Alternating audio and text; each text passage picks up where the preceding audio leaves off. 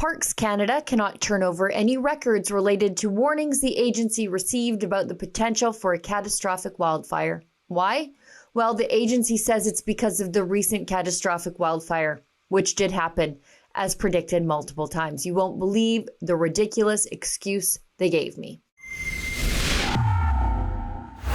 A recent wildfire tore through Jasper National Park and the historic Jasper town site, claiming about 30% of the town, a largely residential area of the UNESCO World Heritage Site. If you'd like to make a donation to our Rebel News charitable partnership with Samaritan's Purse to help the people of Jasper, please visit helpjasper.ca.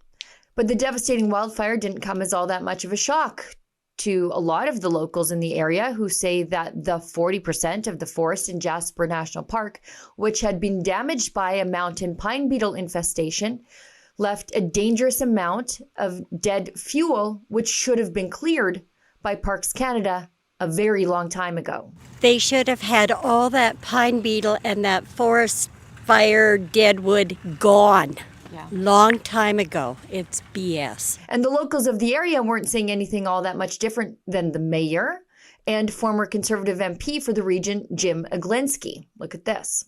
Jasper National Park, one of Canada's major tourist destinations, has been devastated by the pine beetle infestation.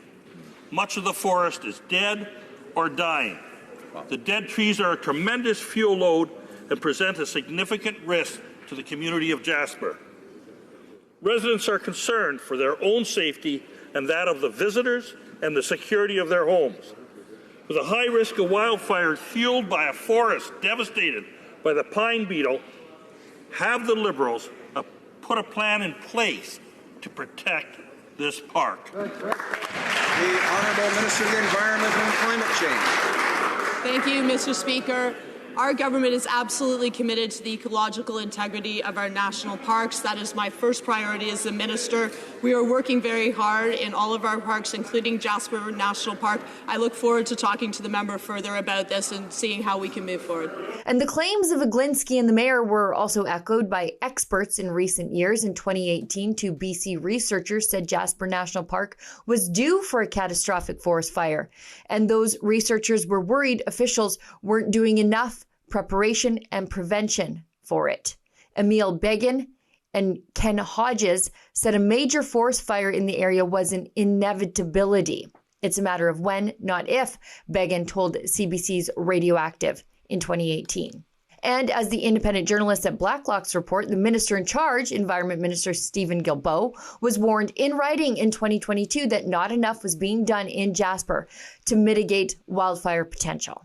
Over all those decades, we would not have deployed all of the resources necessary to try and do everything that is humanly possible to protect a town from a forest fire is simply not true. On talked about prescribed burns, clearing dead trees, clearing a wide buffer zone around the town of Jasper.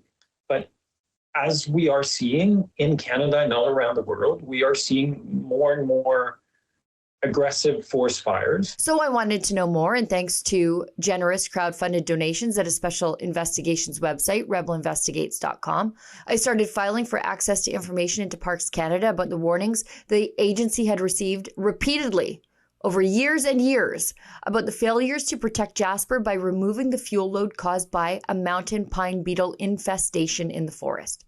I wanted to see specifically what the experts had told Parks Canada.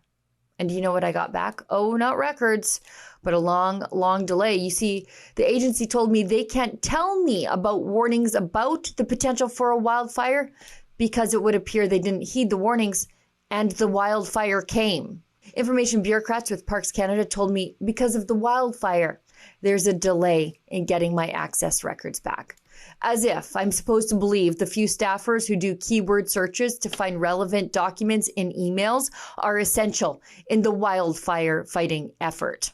I don't believe it. I'm pretty sure you don't either, but I'm going to keep filing and I'm going to keep looking because it seems government ineptitude is to blame for the scale and scope of the Jasper fire, which damaged the place that meant so much to all of us and even more to the residents, and ultimately claimed the life of a firefighter. Because it's not just about Jasper now, it's about how many more communities are now at risk in Canada's national parks, because those same experts that warned Parks Canada about Jasper in 2018, they're warning now about Banff and Canmore. Let's hope somebody listens before it's too late. For Rebel News, I'm Sheila Gunn Reid.